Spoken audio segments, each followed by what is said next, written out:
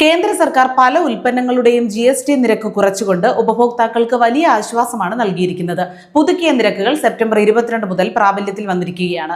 ഈ സർക്കാർ നീക്കം പല ഉൽപ്പന്നങ്ങൾക്കും വില കുറയ്ക്കാൻ കാരണമായിട്ടുണ്ട്.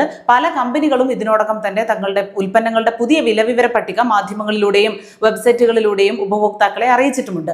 പുതിയ നിരക്കുകൾ നടപ്പാക്കുന്നുണ്ട് എന്ന് സർക്കാർ കർശനമായി നിരീക്ഷിച്ചു വരുന്നു.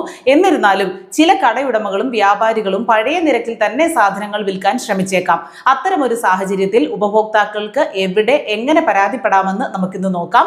GST കുറച്ചതിന്റെ നേട്ടം ഉപഭോക്താക്കളിലേക്ക് എത്തുന്നുണ്ടോ എന്ന് ഉറപ്പുവരുത്താൻ കേന്ദ്ര സർക്കാർ ശക്തമായ നടപടികളാണ് സ്വീകരിച്ചിരിക്കുന്നത്. ഇതിന്റെ ഭാഗമായി സെപ്റ്റംബർ 22 മുതൽ നാഷണൽ കൺസ്യൂമർ ഹെൽപ്പ് ലൈനിലും ഇൻഗ്രാം പോർട്ടലിലും GST സംബന്ധമായ പരാതികൾക്കായി ഒരു പ്രത്യേക വിഭാഗം തന്നെ ആരംഭിച്ചിട്ടുണ്ട്.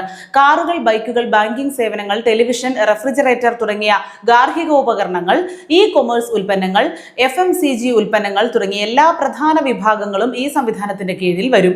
ഒരു കടയുടമയോ സ്ഥാപനമോ GST നിരക്ക് കുറച്ചതിന്റെ ആനുകൂല്യം ഉപഭോക്താവിന് നൽകാതെ പഴയ നിരക്കിൽ തന്നെ സാധനം വിൽക്കുകയാണെങ്കിൽ നിങ്ങൾക്ക് നാഷണൽ കൺസ്യൂമർ ഹെൽപ്പ് ലൈൻ നമ്പറായ 1915 വിളിച്ച് പരാതിപ്പെടാവുന്നതാണ്. കൂടാതെ consumer help line mobile number 8800001915 ഒരു SMS അയച്ചോ വാട്സാപ്പ് വഴിയോ നിങ്ങൾക്ക് പരാതികൾ സമർപ്പിക്കാം. ഇതിനു പുറമെ 1800114000 എന്ന ടോൾ ഫ്രീ നമ്പറിലും പരാതി നൽകാം. ഈ നമ്പറുകൾ രാവിലെ 8 മണി മുതൽ രാത്രി 8 മണി വരെ ലഭ്യമാണ്. National consumer help line app, UMANG app എന്നിവ വഴിയും നിങ്ങൾക്ക് പരാതികൾ ഫയൽ ചെയ്യാനും അതിന്റെ നിലവിലെ അവസ്ഥ അറിയാനും സാധിക്കും. ഈ പുതിയ സംരംഭം GST നിയമങ്ങൾ കൃത്യമായി പാലിക്കുന്നുണ്ടെന്ന് ഉറപ്പാക്കുന്നതിനും ഉപഭോക്താക്കളെ ശാക്തീകരിക്കുന്നതിനും ലക്ഷ്യമിട്ടാണ്. ന്യായമായ കച്ചവട രീതികളിൽ ഉപഭോക്താക്കൾക്ക് സജീവ പങ്കാളികളാകാൻ ഇത് അവസരം നൽകുന്നു. വിലക്കുറവ് നിഷേധിക്കുന്ന കടയുടമകൾക്ക് നിയമ നടപടികൾ നേരിടേണ്ടി വരും.